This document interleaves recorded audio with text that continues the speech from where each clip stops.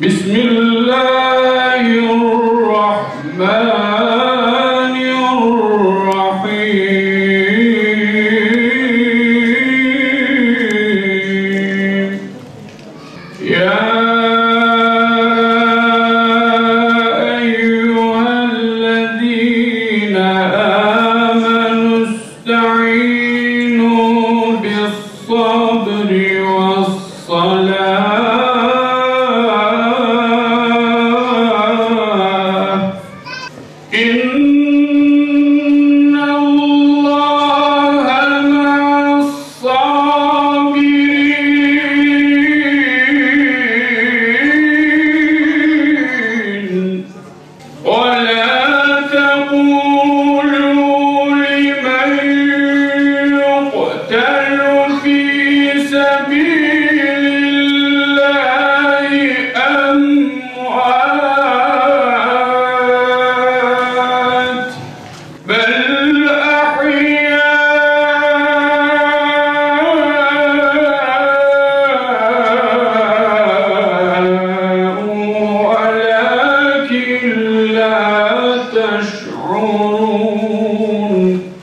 İrfan Dalı olarak organize ettiğimiz İslam şehitlerini anma ve anlama etkinliğimize hepiniz hoş geldiniz, sefalar verdiniz.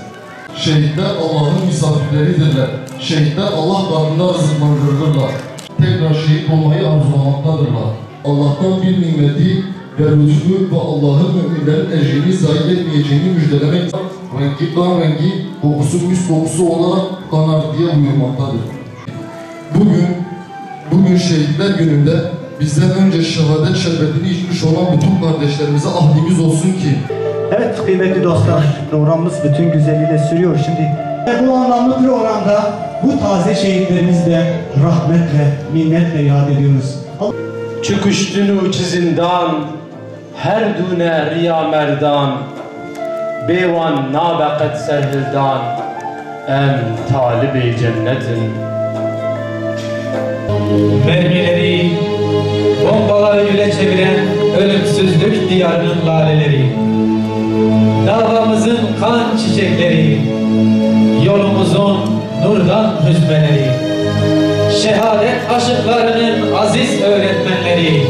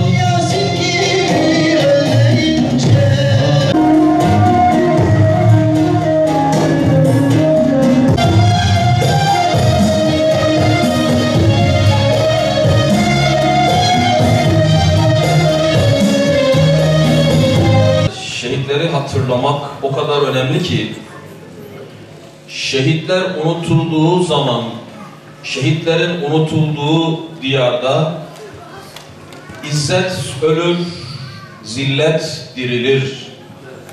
Şehitlerin hatırlanmadığı bir coğrafyada adalet ölür, zulüm dirilir. Şehitlerin konuşulmadığı bir memlekette inanın fikir ölür, ilim ölür, cehalet dirilir. Şehitlerden bahsedilmeyen bir ülkede şecaat ölür, cesaret ölür, korkaklık dirilir. Şehitlerin hiç yad edilmediği bir ülkede, bir toplumda cehd ölür, gayret ölür, tembellik dirilir. İnfak ölür, cimrilik dirilir. Ve hakeza şehitleri anmak, şehitleri konuşmak, Kur'an okumak gibi bir ibadettir. Zikretmek gibi, tesbih etmek gibi bir ibadettir. İnanın, sadece Hazreti Hamza değil, Hazreti Hüseyin değil veya Uhud şehitleri değil, Yasin demek, Riyad demek, onlardan bahsetmek de bir ibadettir. Bir zikirdir. Bakın, bunu böyle hafife almayalım istiyorum. Niye?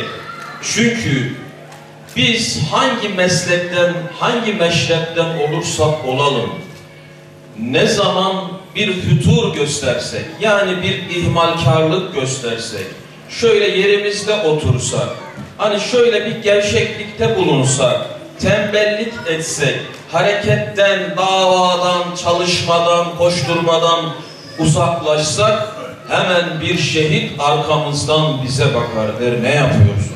Eğer sen alim isen, Şeyh Said oradan sana şöyle ters ters bakar. Ben canımı verdim, sen de alimsin, sen nasıl yerinde oturabilirsin? Sen bir gençsen ve bir hareketin, bir faaliyetin, bir çaban, çalışman, gayretin yoksa oradan Yasin sana şöyle ters ters bakacak. Diyecek ki sen ne yapıyorsun? Ben kurban eti dağıtırken canımı vereceğim, ben Allah için can vereceğim, sen böyle tembel tembel oturacaksın der gibi. O yüzden mesela inanın şu şehitlerin her birine baktığınız zaman kimisi öğretmendir, kimisi alimdir, kimisi gençtir, kimisi bacımızdır, bayandır ama her biri bize bir şeyler söylüyor. Ne adına? Hareket etmemiz adına, gayret etmemiz adına. Birkaç hatıra anlatacağım. Ben Hasan el-Benna, Müslüman Kardeşler Teşkilatı'nı kurdum. Allah'ın davası için hayatım boyunca hep mücadele ve tebliğ ile geçti. Kral Faruk tarafından tüm kardeşlerimi cezaevine koydular.